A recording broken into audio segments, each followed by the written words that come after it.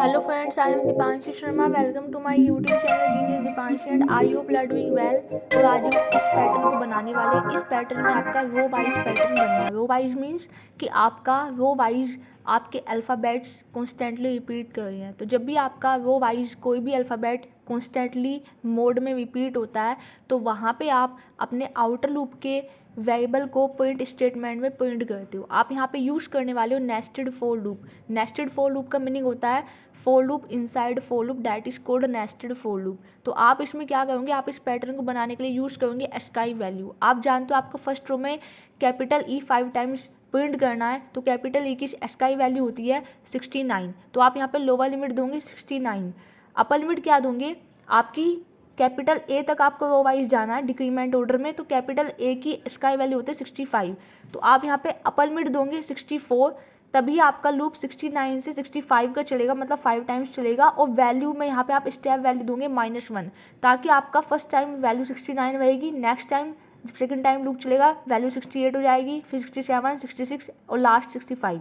तो आपका लूप 69 से 65 चलेगा डिक्रीमेंट ऑर्डर में स्टेप वैल्यू, क्योंकि आपने -1 दिया है. उसके बाद आपने इनर लूप चलाया, 5 टाइम्स चलाना था इनर लूप, तो आपने 1,6 दिया, मीन्स ये आपका 1 से 5 चलेगा.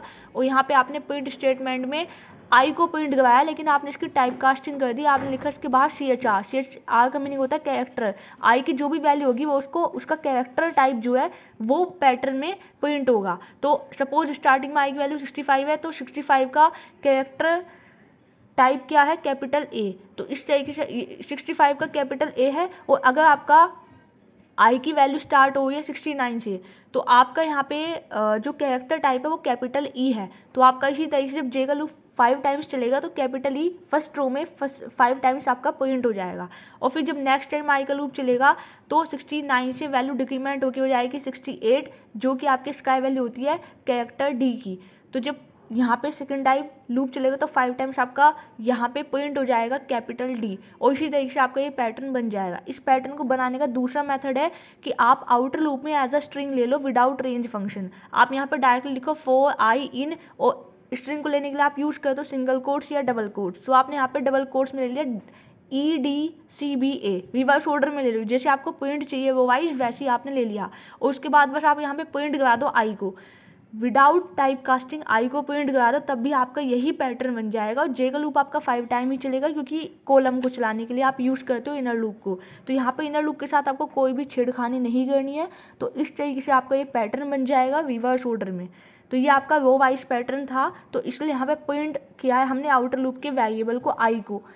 और इसी तरीके से दोनों मेथड की अप्रोचेज से आप इस पैटर्न को डिज़ाइन कर सकते हो. फर्स्ट था कि आपको स्काई वैल्यू पता होनी चाहिए.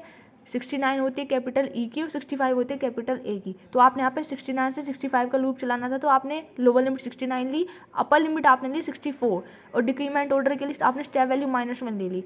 आई hope you understand. Like, share and subscribe our channel genius Deepanshi and thanks for watching. If you have any doubt you can ask me any time in the comment section. और इसी तरीके से आने वाली series में बने रहिए, नेक्स्ट पैटर्न पे प्रैक्टिस करते रहिए.